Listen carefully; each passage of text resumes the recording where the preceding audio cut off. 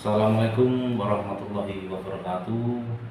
Bertemu kembali dengan saya ya di channel Imam News, menanggapi pertanyaan-pertanyaan dari sahabat-sahabat yang bertanya, Mas Imam, enak nggak jadi kades?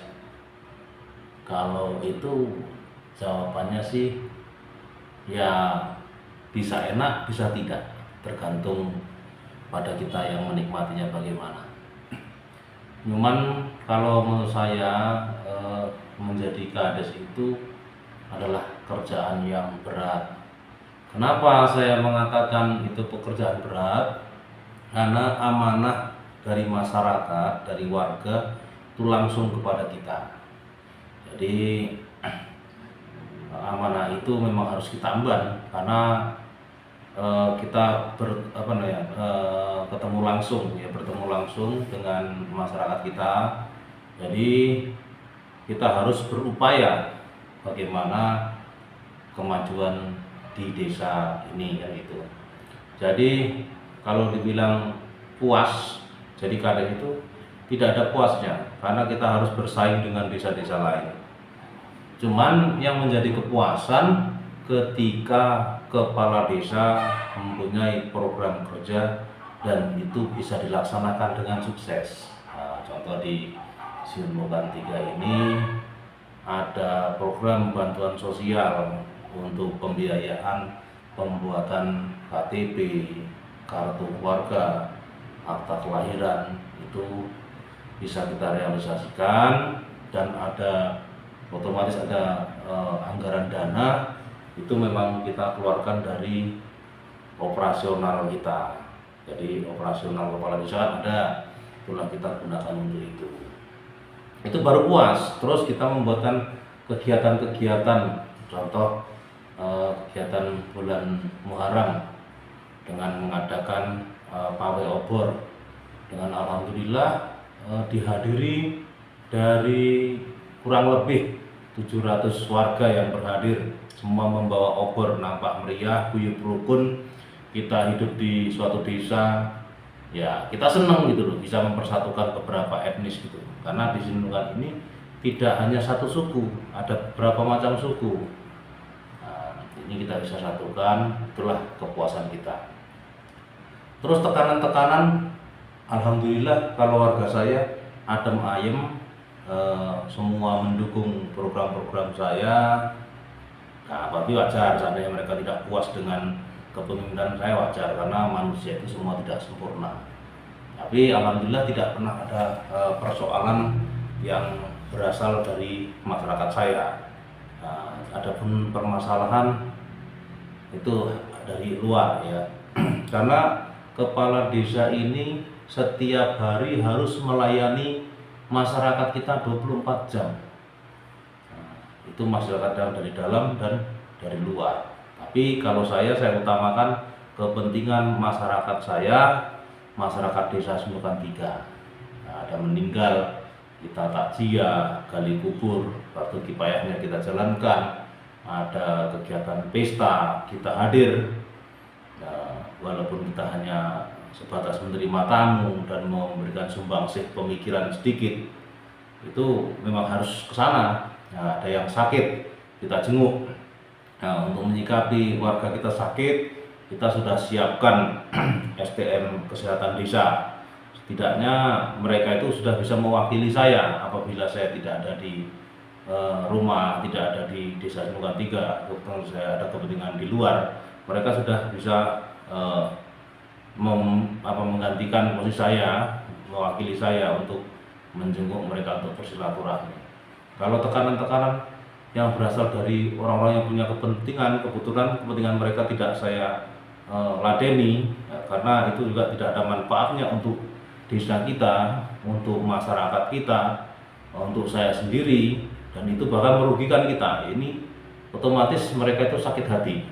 Nah, jadi mereka mengancam dan lain sebagainya. Nah, tapi itu tidak saya persoalkan, tidak jadi masalah bagi saya. Nah, dan di sini saya juga mohon doa dari masyarakat saya, terkhusus Desa Sinukan 3, terlebih-lebih pada rekan-rekan semua, terkhusus rekan-rekan juang di desa, kades, kepala dusun, RT, RW dan lain sebagainya. Namanya pengamong ya, pengamong ataupun orang yang dituakan di desa, otomatis banyak menghadapi konflik-konflik dan persoalan masyarakatnya.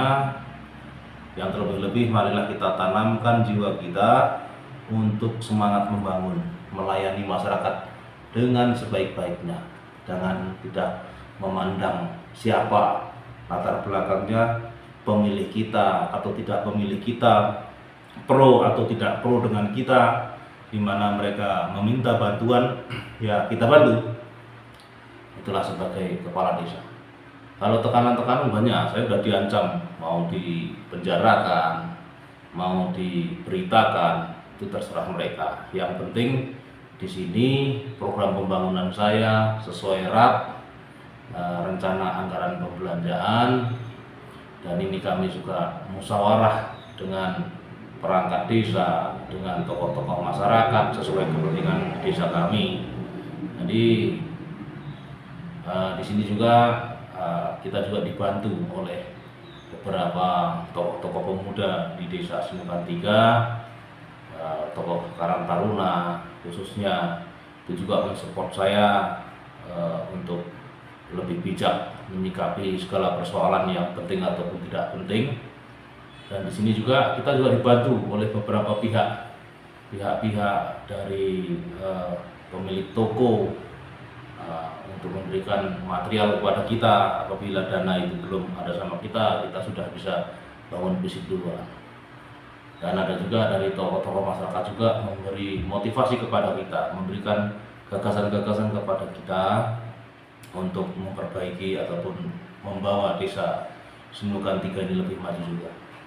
Dan di sini saya juga punya mitra rekanan yang seyogianya itu harus memantau kinerja kita, PPD, dan sampai hari ini saya menerima SK Kepala Desa bulan Oktober 2023 sampai sekarang Januari 2025 kita tidak ada masalah dengan PPD, bahkan kami semakin harmonis dalam bermitra, dalam bersilaturahmi, berkeluarga. Kami saling memberi masukan antara satu dengan yang lainnya. Jadi kepada masyarakat juga harapan saya, serapatkan barisan, satukan niat, sama-samalah kita bangun desa kita ini agar menuju desa yang punya perubahan. Dari dulu kita warga transmigrasi di Desa Sinukan 3 ini otomatis banyak keterbatasan masa itu, keterbatasan dari sarana prasarana, keterbatasan anggaran, dan ini di program Bapak Jokowi sampai ke program Bapak Prabowo ini kita diberikan dana desa. Dana desa ini benar-benar bermanfaat dengan pembangunan kita. Dan di sini juga saya sangat mengapresiasi warga Desa Sinukan 3 karena saya ajak bersuadaya untuk membangun fasilitas untuk umum, untuk bergotong royong. Ini tidak ada kendala, masyarakatnya kompak, rukun, semangat, dan mudah-mudahan ini keberhasilan kita bersama ya. Jadi untuk generasi penerus kita selanjutnya nanti tidak akan mengalami kesusahan.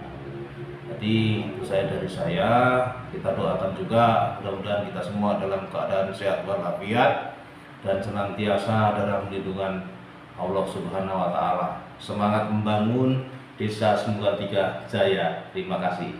Assalamualaikum warahmatullahi wabarakatuh.